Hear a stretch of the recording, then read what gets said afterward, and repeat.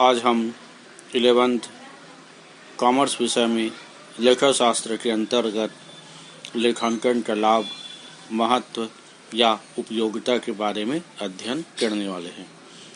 वर्तमान कंप्यूटर क्रांति के इस युग ने व्यापार के क्षेत्र को इतना अधिक व्यापक बना दिया है कि संपूर्ण विश्व एक बाजार बन गया है, जहां प्रतिदिन असंख्य सौदे होते रहते हैं, जिन्हें याद रखना बहुत ही कठिन काम है। अतः प्रत्येक सौदे का लिखित रिकॉर्ड रखना अति आवश्यक हो गया है। विभिन्न वर्गों के लेखांकन से क्या लाभ होते हैं, जो लेखांकन के महत्व को स्पष्ट करते हैं। सबसे पहले आते हैं व्यापारियों को लाभ। लेखांकन की उपयोगिता या लेखांकन रखने से व्यापारियों को क्या क्या लाभ है, इसके बारे में अपन अध्ययन करते हैं। पहला पॉइंट आता है याददाश्त हेतु। याददाश्त मनुष्य को भूलने की बीमारी है। मनुष्य कुछ दिनों के बाद उन व्यवहारों को भूल जाते हैं। व्यापार में प्रतिदिन असंख्य सौदे संपन्न होते रहते हैं और जिन्हें याद रखना कठिन काम है। अतः इन्हीं हिसाब किताब की पुस्तकों से अर्थात लेखांकन के माध्यम से ही जो भी गड़बड़ी होती है, उन गड़बड़ी को यहाँ पे दूर किया जा सकता है और लेन देन का तुरंत हमें ज्ञान हो जाता है। दूसरा, कर निर्धारण में सहायक। व्यापारियों को यह भी सुविधा होती है कि वह उत्पादन कर, बिक्री कर, आय कर आदि का सही निर्धारण करने में विधिवत रखे गए हिसाब किताब सहायक सिद्ध होते हैं। तीसरा पॉइंट, व्यापारी लाभ हानि जानना। लेखांकन द्वारा व्यापार एवं लाभ हानि खाते निश्चित समय के अंत में बनाकर व्यापारी अपने व्यापार में हुए लाभ या हानि को जान सकता है। यदि हानि हो रही हो तो हानि किन कारणों से हो रही है, इनको ज्ञात कर उसे नियंत्रण किया जा सकता है। इसके बाद आते हैं चौथा पॉइंट, तुलनात्मक अध्ययन संभव।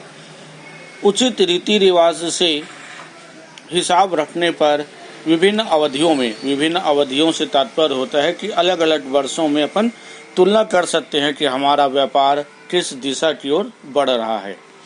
यदि उनमें आवश्यक सुधार की जरूरत हो तो सुधार भी किया जा सकता है। पांचवा, उत्पाद वस्तुओं की कीमत लगाना। यदि व्यापारी माल स्वयं तैयार करता है और उन सब का हिसाब उचित रीति से बनाकर रखता है तो उसे तैयार माल करने की लागत मालूम हो सकती है। लागत के आधार पर वह अपनी निर्मित वस्तुओं का विक्रय मूल्य निर्धारित कर सकता है। पांचवा, इसके बाद आते हैं छठवां पॉइंट की ओर, आर्थिक स्थिति का ज्ञान। आर्थिक स्थिति। उचित लेखांकन अभिलेख से व्यापारी यह मालूम कर सकता है कि उसकी व्यापारिक स्थिति अच्छी है या अच्छी नहीं कहा जा सकती। अर्थात वह अपनी वास्तविक आर्थिक स्थिति का ज्ञान लेखांकन के माध्यम से ज्ञात कर सकता है। सातवां, व्यापार बेचने में आसानी। बही खाते यदि सही बनाया जाता है तो व्यापारी अपने व्यापार को यदि बेचना चाहे तो किस सीमा तक अर्थात किस मूल्य पर बेचना चाहे, यह उसे लेखांकन के माध्यम से ही प्राप्त हो सकता है। आठवां पॉइंट, ऋण लेने में सुविधा। व्यवस्थित रूप से यदि हिसाब किताब की बहियों को रखा जाता है तो हमारी वास्तविक आर्थिक स्थिति स्पष्ट रूप से पता चल जाता है और आवश्यकता अनुसार हमें वित्तीय संस्थाओं से सरलतापूर्वक ऋण हमें प्राप्त हो सकता है। इस प्रकार से अगर हम किसी संस्था से या बैंकों के माध्यम से ऋण लेना चाहे तो यही बही खाता या लेखांकन हमारे लिए सहायक या लाभ सिद्ध होते हैं। अगला पॉइंट, ख्याति के मूल्यांकन में सहायता।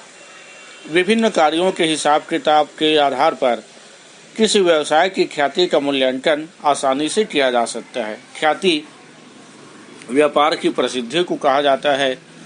जिसके आधार पर व्यापारी अपने वास्तविक ख्याति का पता लगाते रहता है।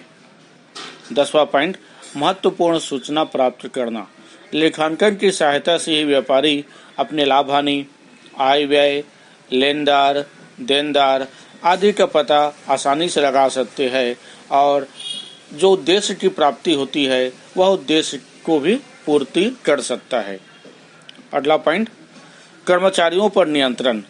हिसाब किताब की सहायता से ही व्यापारी अपने कर्मचारियों पर नियंत्रण रख सकते हैं।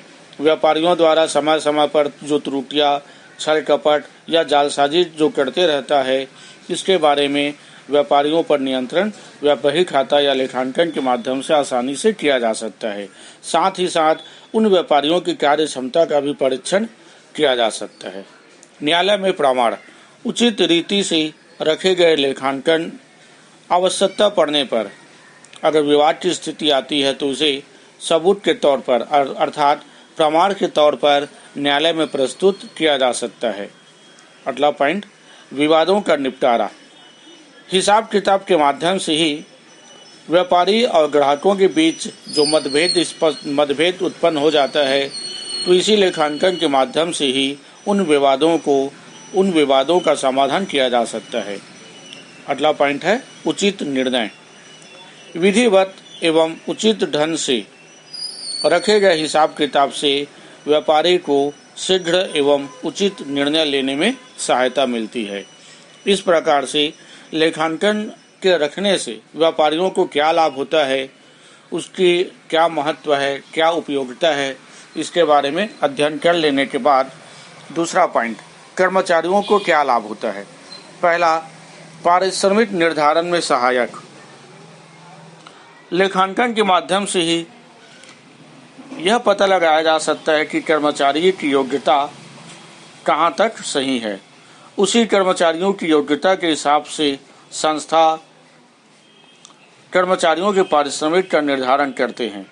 अगर कर्मचारियों की योग्यता में से संस्था को लाभ हो रहे हैं तो कितना लाभ हो रहे हैं, जिसके आधार पर कर्मचारियों के पारिश्रमिक का निर्धारण आसानी से किया जा सकता है। इसके बाद आते हैं दूसरा पॉइंट की ओर, पारिश्रमिक संबंधी समस्याओं के निर्धारण में सहायक। लेखा पुस्तकों के माध्यम से ही संस्था की वास्तविक स्थिति के संबंध में जानकारी प्राप्त हो जाती है। इसी के आधार पर ही पारिश्रमिक संबंधी जो विवाद व्यापारी और कर्मचारियों के बीच हुआ करता है, उसका निर्धारण या समस्याओं का समाधान इसी लेखांकन के माध्यम से आसानी से निर्णय लिया जा सकता है। तीसरा, कार्य कुशलता व क्षमता का मूल्यांकन। व्यवस्थित लेखांकन से कर्मचारियों की कार्य कुशलता एवं क्षमता का मूल्यांकन आसानी से किया जा सकता है। इससे कुशल कर्मचारियों को पुरस्कृत कर प्रेरित किया जा सकता है ताकि आने वाले कर्मचारी भी उसी कुशल कर्मचारी के माध्यम से अपने आप को अच्छा साबित कर सके। इसके बाद आते हैं विनियोजकों को लाभ। विनियोजकों से तात्पर्य होता है कि जो व्यापार में पैसा लगाए। इस प्रकार से जो व्यापारी या जो व्यक्ति अन्य संस्थाओं में अपने अतिरिक्त पूंजी को जो लगाते हैं वह विनियोजक कहलाते हैं। तो इससे विनियोजकों को क्या लाभ होता है, इसके बारे में पहला पॉइंट है निर्णयन में सहायक। इसी लेखा पुस्तकों के माध्यम से ही संस्था की आर्थिक स्थिति एवं लाभ के संबंध में पर्याप्त जानकारी विनियोजकों को प्राप्त हो जाती है, जिसके आधार पर वह व्यापारी या विनियोजक व्यापारियों को निर्णय लेने में सुविधा होती है। इसके बाद आते हैं दूसरा पॉइंट की ओर, मतभेदों को दूर करने में सहायक। अगर संस्था के वित्तीय स्थिति या वित्तीय व्यवहारों के संबंध में कोई मतभेद की स्थिति उत्पन्न हो जाती है तो इसी लेखांकन के माध्यम से ही व्यापारी एवं विनियोजकों के बीच जो मतभेद उत्पन्न हो जाती है उसी लेखांकन के माध्यम से वह मतभेदों को दूर करने में सहायक सिद्ध होते हैं। इसके बाद आते हैं सरकार को लाभ। सरकार को लेखांकन के उपयोग से क्या क्या लाभ होते हैं, इस संबंध में पहला पॉइंट है करारोपण में सहायक। सरकार इसी लेखा पुस्तकों के माध्यम से ही उत्पादन एवं व्यापारिक लाभों के संबंध में जानकारी प्राप्त करते हैं, जिसके आधार पर वह उचित एवं सही टैक्स लगाने के बारे में निर्णय करते हैं कि व्यापारियों पर किस नियम से टैक्स लगाया जाए। उसी लेखांकन के माध्यम से यह सरकार टैक्स लगाने में आसानी से उनको सहायता प्राप्त होता है। दूसरा, वित्तीय सहायता के निर्धारण में सहायक। लेखों के माध्यम से ही संस्था की वास्तविक वित्तीय स्थिति की जानकारी प्राप्त होती है, जिसके माध्यम से दिए जाने वाले वित्तीय सहायता का निर्धारण किया जा सकता है। इसके बाद आते हैं तीसरा पॉइंट की ओर, व्यावसायिक नीति निर्धारण में सहायक। वित्तीय लेखे वास्तविक व्यावसायिक स्थिति तथा प्रगति को प्रदर्शित करते हैं, जिसके आधार पर सरकार को व्यावसायिक नीति निर्धारण में सुविधा होती है। वित्तीय लेखों के अध्ययन से ही पूर्व व्यावसायिक नीतियों के प्रभावों का अध्ययन किया जा सकता है। इस प्रकार से सरकार को यह नियम निकालने में आसानी होती है कि व्यावसायिक नीति में क्या बदलाव किया जा सकता है। चौथा पॉइंट, लाइसेंस का आधार। लेखांकन से प्राप्त सूचनाओं के आधार पर ही सरकार व्यापारियों के लिए लाइसेंस का निर्धारण करती है और इसी के आधार पर लाइसेंस प्रदान करने संबंधी नीति का निर्धारण करते हैं, अर्थात नियमों का पालन या नियमों के बारे में इसी लेखांकन के माध्यम से आसानी से उन्हें पता लगाया जा सकता है। पांचवा पॉइंट, व्यावसायिक संनियम में संशोधन। लेखांकन सूचना के आधार पर ही व्यावसायिक कानूनों में सरकार द्वारा आवश्यक संशोधन किए जा सकते हैं। छठवां पॉइंट, प्रगति की जानकारी।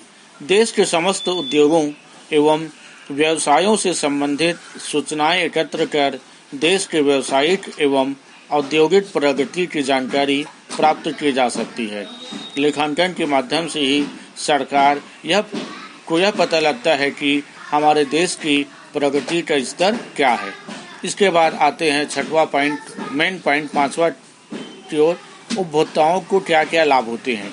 इसके आधार पर पहला पॉइंट है उचित मूल्य पर वस्तुएं उपलब्ध कराना। वित्तीय लेखों के माध्यम से ही वास्तविक उत्पादन लागत की जानकारी व्यापारियों को प्राप्त होती है, जिसके कारण उपभोक्ताओं को उचित मूल्य पर वस्तुएं उपलब्ध कराई जाती है, जिससे उपभोक्ता को लाभ होता है। इसके बाद आते हैं दूसरा पॉइंट, वस्तु की निरंतर पूर्ति। लेखांकन से प्राप्त सूचनाओं के आधार पर ही निर्माता अर्थात कारखाना या उत्पादक उत्पादन में निरंतरता बनाए रखते हैं, जिससे उपभोक्ताओं के मांग के अनुरूप वस्तुओं की निरंतर पूर्ति उत्पादकों के द्वारा की जाती है। इस प्रकार से लेखांकन के रखने से क्या क्या लाभ होते हैं, व्यापारियों को क्या लाभ होता है, कर्मचारियों को क्या लाभ होता है, विनियोजकों को क्या क्या लाभ इससे मिलते हैं, सरकार, उपभोक्ताओं सबको क्या क्या लाभ प्राप्त होते रहता है। इनकी सहायता अर्थात लेखांकन की सहायता से ही हमको क्या लाभ प्राप्त होते हैं, यह जानकारी प्राप्त होती है। इसके बाद शेष अगले वीडियो में।